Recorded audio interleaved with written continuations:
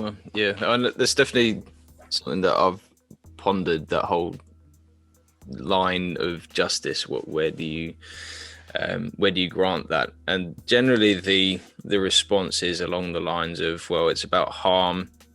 If you're harming another human, therefore that's injustice.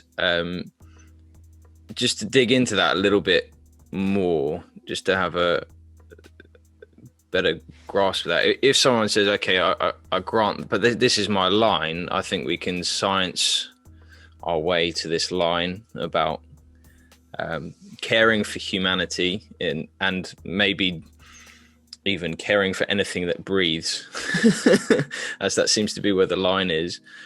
How do you go, well, that's not a standard? Like, how would you respond if they're on, just digging a little bit more into that? Yeah, I think the record of human history shows that standard shifts, and it's basically a subjective idea of human worth, of value, of whose lives matter and whose lives don't. Like, just look at history. I think it's Professor Keith Ward makes this point in his book Is Religion Dangerous? And he talks about how, if we want examples of wars caused by wars that haven't been caused by religion, just look at the 20th century. Like, that's what you have to do. And he makes a really strong case to dispel this idea that religion is the cause of all war and stuff like that. So I think when I look at the record of history, I don't see that. And I just think people change their minds, and I can't afford to give my inherent human dignity. I can't leave that up to you to decide, because you'll change your mind one day. And that's why, for me, it becomes grounded in the dignity that God confers upon me. He is the objective moral standard upon which I judge everything. It comes from him. And again, I think there's a great video on William Lane Craig's YouTube page, Dr. Craig Videos, talks about the moral argument. And it's not saying that people who don't believe in God aren't capable of good. This is just saying that you don't have to necessarily believe in God for objective morals to exist, but it's more likely to exist in a world where they're more likely to exist in a world where God exists. Not that you have to believe in him, but that God would need to exist. That's good. That's helpful. A lot you said about ideals, and again, that's kind of another way of framing and understanding history. Because on the one hand, it's one thing to have ideals, that human beings are made in the image of God, they have inherent dignity. So that's one thing, is knowing it, but actually living up to those ideals is something humans suck at.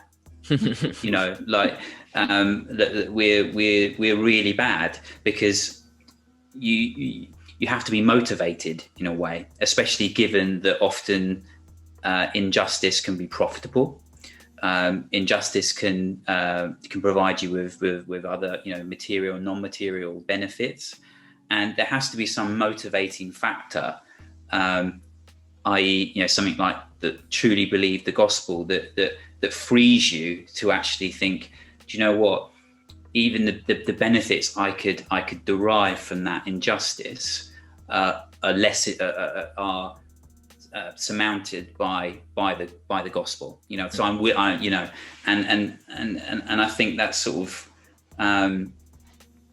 I think it's sort of the story of human history and our engagement with injustice is that, as I said, it can be beneficial. If people don't have that motivating factor, you don't believe in those ideals enough to actually live consistent with them, injustice becomes accepted, especially with people who have the power to maintain those injustices. And also, again, sorry, I just keep, whenever you're talking, I'm like, oh, that's good, and it reminds me of things I want to talk about.